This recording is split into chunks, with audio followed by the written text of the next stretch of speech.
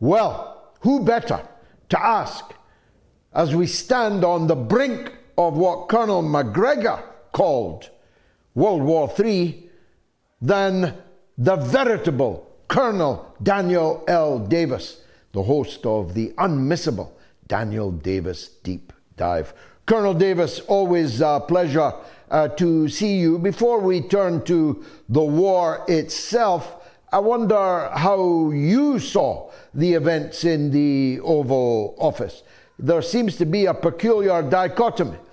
Western liberals who've now expelled your country from the West and who believe they are the world were scandalized, shocked, like the police captain in Casablanca when he discovered there was gambling going on in Rick's Cafe.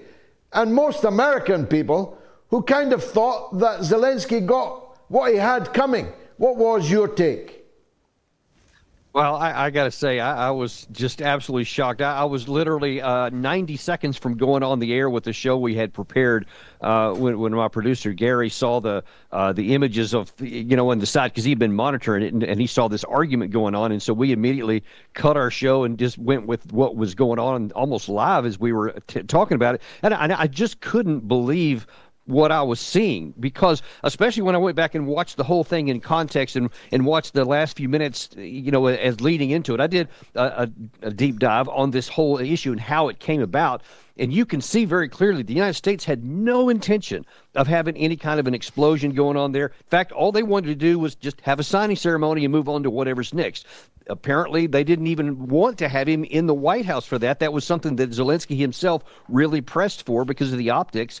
And then when you see him actually bait the vice president, and then he just kept on going. Then after it went to the president, he just kept going. He would not shut up. He just kept his mouth going, causing more of this rift. Now, what I also did in a show I did earlier today, actually, especially after he went with Sir Keir Starmer and some of the comments that he made there, what I have observed is there is this huge absence of knowledge about what's actually at stake here. You have people who already didn't like Trump, who were just beside themselves, both in the U.S. and in Europe, who were just going crazy about it and just saying they were embarrassed, they were ashamed, how undiplomatic, etc. And if you already didn't like Zelensky, then you thought that Trump and Vance made the right call. But something you said just a second ago before we came on the air here, I think is missed by so many people. This guy, forget about the $500 billion that he's in debt to the West or whatever, but his lifeblood is on the line here. And if he doesn't have the United States backstop, even Starmer himself said if the U.S. doesn't backstop these alleged peacekeeping troops that he wants to put into Ukraine, he said it's not going to work. Trump absolutely said we're not going to do that. And so to then insult the president of the United States and vice president on the very floor, the Oval Office of the symbol of American power in the White House, and think that there's not going to be a negative reaction is just baffling to me, because he is basically, Zelensky is playing with the lives of his people. Because, George, I'll tell you the one thing that nobody seems to understand, or at least not many in the West. The war is already decided. It's only the only thing still to determine is how bad the loss will be for Ukraine. Zelensky refused to negotiate, refused to administer the Minsk Accords. He refused the December 2021 offer that Putin gave again to avoid war. He refused the Istanbul meetings. He refused the June 2024 opportunity, and he's refusing the one now. He is the biggest impediment to peace, quantifiably, and he continues to send his men out every day to pointlessly die in a war that cannot be won.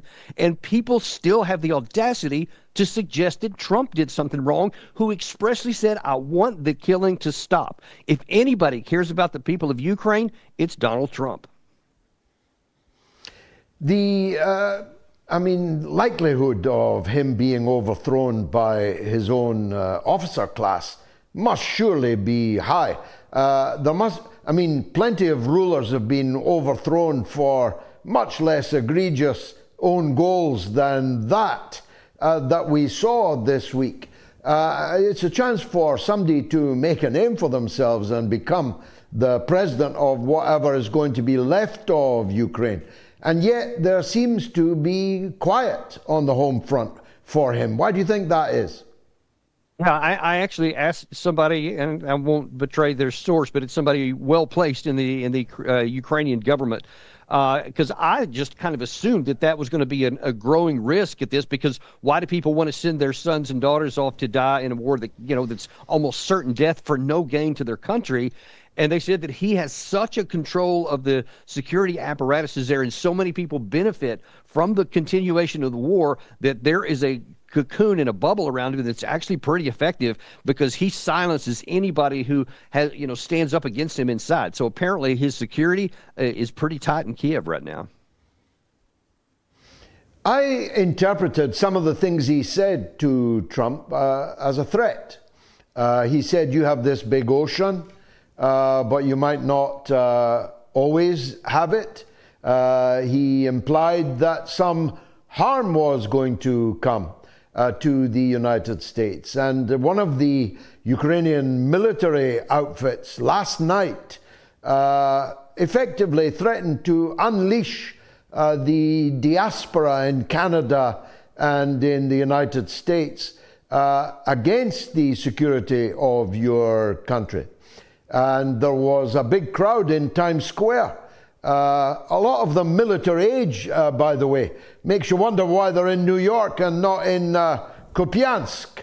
Yeah. If they're all that excited, danger. how about putting them on the front line? Yeah, well, if I was Trump, I would have said, go to the airport now. We'll fly you free of charge back to your country and then to the front lines. Do you think, Donald Trump's there was 2 attempts to assassinate him in the last year. Both of them had a Ukraine connection. And the second of them, the one in Florida, was explicitly an activist in the Ukraine cause, a man who was recruiting for the so-called Foreign Legion of mercenaries to go and fight in Ukraine. I hope Donald Trump's doubled down on his security, Colonel. Yeah, I'm sure that he has. There's no question that he has, especially after those attempts. He won't take any chances at all. I've personally seen the motorcade roll past me once, and it's a lot more robust than it used to be, I can assure you. But one of the things that it still puzzles me to a certain extent why so many people in Europe were fawning over themselves to say that they're going to go for as long as it takes. I mean, they're repeating things of Biden, that our support is enduring, it's unfaltering, it's unwavering, and all this kind of stuff. And I'm just like, did you guys not pay attention in 2023 when everything in the world was given to the Ukraine side to give them every chance to actually expel Russia? It broke its teeth on the first line of defense, never made it past there.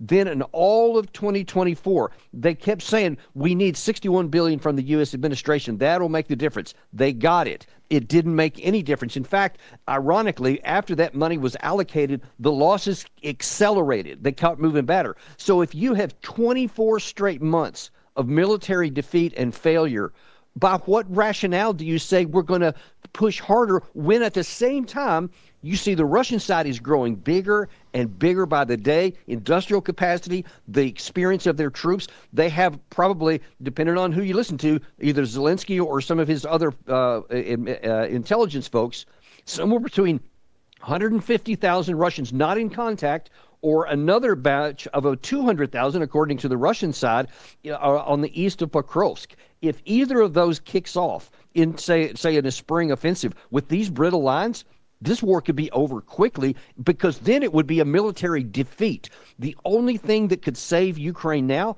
is to stop the killing today, have us, end it as the best terms you can get right now, because if you don't, hundreds of thousands of more could die, and then it's a military defeat, and Putin then just gives terms of surrender. There won't even be negotiations. That is what is at stake right now.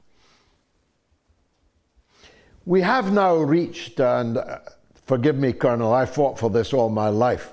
We have now reached the stage where NATO is operatively defunct. You've got a country like Norway refusing to refuel American nuclear submarines that are patrolling the waters of Norway to defend Norway as a NATO ally. You have open preparation for a European treaty organization, a European defense architecture, Macron called it today. They don't want you. So why are you still paying? Why have you still got all these soldiers over here at your country's expense? Shouldn't your country read the room and say, we've got better things to do with our money and men?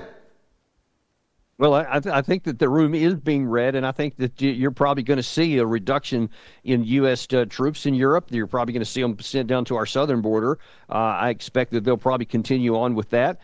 But listen, I think your bigger point is to the true. I think that NATO, and so far from just the U.S. portion of this, even disputes within the alliance itself, is becoming more fractured by the day. And that tells you something. That tells you that they don't actually believe that Russia is going to conquer Ukraine and then come rolling to the West. And ironically, this is almost perversely, if you wanted to increase the chance of that happening, then keep telling Russia we don't want peace, we just want to keep fighting. When Russia sees all of these European leaders today give all this support financially and emotionally to Zelensky to keep fighting, what does that tell them? That tells them that Europe is their enemy, and it makes it more likely they're going to keep building up their military even after they finish off with Ukraine. And then maybe it's, they bring to the fore what they have feared the most. Don't give Russia a chance and a reason to think they have something to fear from Europe in the war, and let's get back to some kind of normal relations that everybody can benefit from and nobody has to die. That is absolutely on the table here, and it puzzles me why the European leaders want to go down a path that can't succeed. Well, none of them ever answer the obvious conundrum. If Russia is so weak that giving Ukraine some more weapons and some more money, Ukraine could defeat them. And yet the same Russia is so strong, it can be in Trafalgar Square before you know it. I mean, these two things cannot both be true, Colonel. They can't. Yeah, those things can't coexist at all. And listen, if this war had ended in Istanbul in April of 2022, then Russia would have stopped right there. They wouldn't have gone any further. They'd have gone back to their barracks and, started rebuilding and recouping from the war. All this terrain would have been left over to Ukraine, and there would have been no more reason for there to be any kind of conflict between NATO and the other side. If you care about peace and security for Europe, then the most rational, logical thing is to get the war over with. Maybe you can help me out. Why do they want to keep on pressing? Because if this thing goes nuclear, then it's game over for everybody. Everybody will lose. Nobody will win. But yet you want to keep pushing in a direction where that stays on the table as a possibility. And it's just baffling to me. Well, it's game over, and only for Europe. Not for the United States. They would not be in that nuclear war. They've made it clear that they will not be giving the security guarantees which both Starmer and Macron said today were indispensable. So in that sense, is it all a big bluff, Colonel? Because it falls at the first hurdle. Because, see, when NATO Article 5 was created in 1949, it was sacrosanct, and everybody needed everybody else because there was a genuine, no-kidding, existential threat, both conventionally and nuclear, from the Soviet Union. So that was necessary, and it was only going to be put in effect if they were attacked. But in the current environment, and by the way, even in the original rendition of the Article 5 version in 1949, it said that an attack on one will be considered an attack on all, and each individual country and their political organizations will decide how best to respond, whether that's to join in a military attack or money or whatever. Nobody ever had an automatic trigger that it's everybody going to go fight if one was attacked. But especially in this environment here, if the United States sees a situation developing to where it's the NATO countries themselves from Europe's side that are actually provoking a war here. We're not going to come into that. That would be suicidal. We would, just like you described there, why would we get into a nuclear war when we're not threatened, when we know for sure there would be nuclear missiles coming in return should we engage in that? We won't. We're not going to do that because we're not suicidal. And the European countries need to understand that Article 5 means exactly what it says if we're attacked, not because we provoke an attack. Well, the reason I use the word bluff, to me it falls at the first hurdle. If you are saying, as both Starmer and Macron said today, that it would require this peace plan that they're going to come up with, which presumably they think will be more stylish, maybe, more French than the Trump peace plan, they're going to present it to the United States. And both have stressed that its implementation would have to be subject to United States security guarantees. So the first hurdle is, can you get those United States security guarantees? But Trump has already stated multiple times that he is not interested in giving security guarantees. He wants to end this war. So I'm wondering if it's all, huff and puff. What do you think?